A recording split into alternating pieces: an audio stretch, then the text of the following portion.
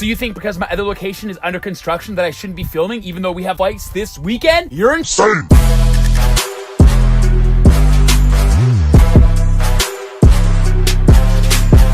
This weekend we have UFC on ESPN 5 at the Prudential Center in Newark, New Jersey. And once again, I'm promising it to be a banger. And this one is a hashtag free card yet again. So save your dollars, because nonetheless, this is going to be worth your money. Why? Because once again, it's free. I got excited and I spit on my camera lens. But we're going to start off right away. In the lightweight division, we have former Ultimate Fighter Brazil Season 4 contestant Joaquim Silva, and he is going up against tough hitter Nasrat Haqparast.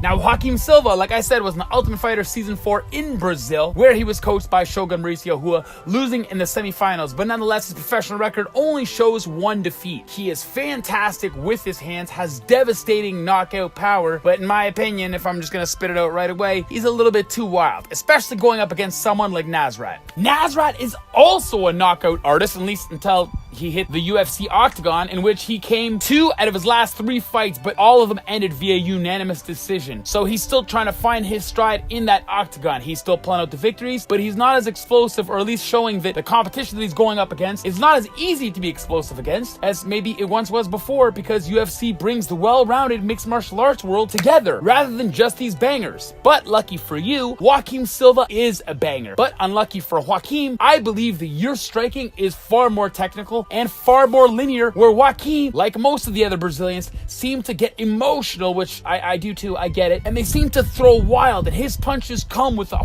far more of a loop than Nasrat's does, and this could be to his demise. This fight is going to be explosive, and it is going to be very fun. We know these guys, being at lightweight, have fantastic cardio, but this is one of those fights where Joaquim, I'm hoping that in his training camp he learned to precisely throw those strikes a lot more efficiently. He's very good in the clinch. Maybe he should use that game as well to not really stand at a distance and exchange those wide blows, because Nasrat has a long, and like I said, those linear punches are going to get there before the far out swinging loops do. So Nasrat, I believe, has this fight, and I think it is going to end in the first round. While I think Joaquim should get in there right away and close the distance, I think he's just going to get really emotional and excited to really get another W on his resume, and in fact, that's going to be his demise, and he's going to get another L. I have Nasrat winning this fight via first round TKO. Now we're going to go to the co-main event. This is a total opposite style fight to the fight we were just talking about. It is, however, still a very competitive lightweight clash once again, and we have longtime UFC vets Jim Miller going against the carpenter Clay Guida.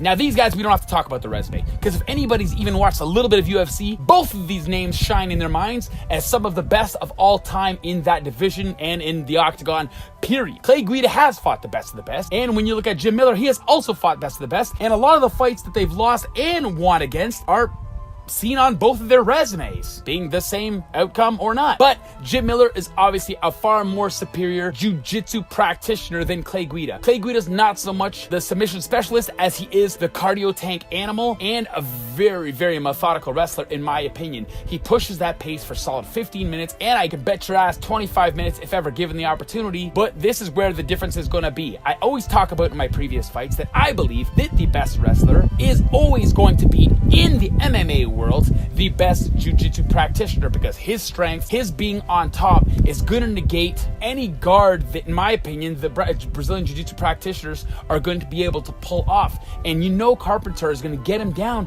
and just start throwing those bombs, and he's going to stay busy. He's not going to allow the ref to pull him off, because he's not going to be laying and praying. I do see this being a decision victory, and I do see it going Clay Guida's way. If it is finished, then that means, in my opinion, that I'm wrong and Jim Miller's going to take the victory, because I do know he has the skill set to do it. He's a very good striker and a very good jiu-jitsu practitioner. I just think that, unfortunately, someone gave Clay Guida that immortal-like chin and that crazy psychotic cardio tank that he has, and that is going to be the huge difference here. And of course, on top of that, the power that he possesses, and he is just going to outrun and outwork Jim Miller for the full 15 minutes. Clay the Carpenter Guida via unanimous decision.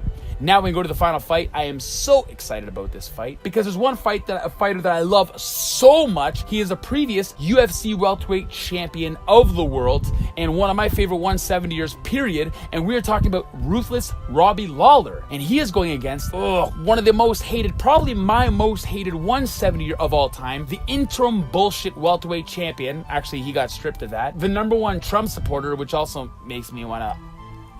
But we're talking about the loudmouth Colby Covington.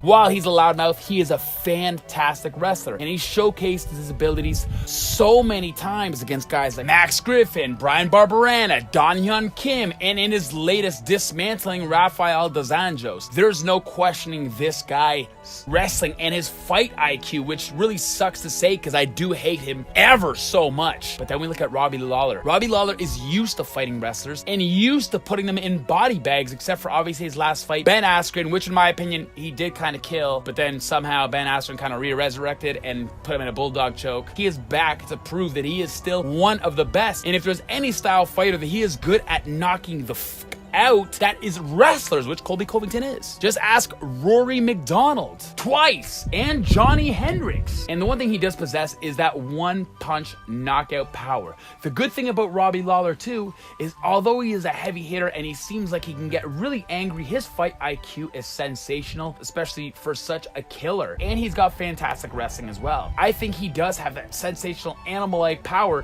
to negate the wrestling ability of Colby Covington, and he can keep this standing on the feet, and I'm hoping he can get that knockout victory as well. He knows that the one thing Colby's gonna try to do is his only key to victory, and that's to basically out-wrestle him, outwork him on the ground, get that ground and pound. And whilst we've seen Robbie Lawler get knocked out before in the past, I really don't think you have any kind of power to even make him a little staggered. So your keys to victory is the wrestling and get him on the ground and pound him. Robbie Lawler's, in my opinion, is to negate that wrestling with his own strength and wrestling of himself. Get ready to cock back and hit him with that knockout blow and just put Colby Covington to sleep. I'm going with my boy Robbie Lawler. I'm not going against him. I truly believe because he is a longtime vet, he's been in the game so long, he's seen all the ups and downs, he knows how to keep calm in there, and he knows what Colby Covington has to bring to the table, and he's going to be ready for that proper game plan to rip his face off. And I do think this is going to be in the first round. I just think as soon as they start to engage, one's going to go for the wrestling, one's going to go for the striking. Kind of like the Ben Askren and the Jorge Masvidal ordeal. Robbie Lawler is going to catch him off guard coming in and really rubber him. And when you get hit by Robbie Lawler, you either die or you don't live, which really virtually is the same thing. Anyways, guys, that's my prediction. Thank you so much for tuning in to watch the pre-fight predictions for the UFC on ESPN 5. Thank you so much for tuning in. Leave a like, dislike, comment, positive or negative, doesn't really matter. Feedback is feedback. Thank you so much for following along, and we're going to see you next week. Peace out.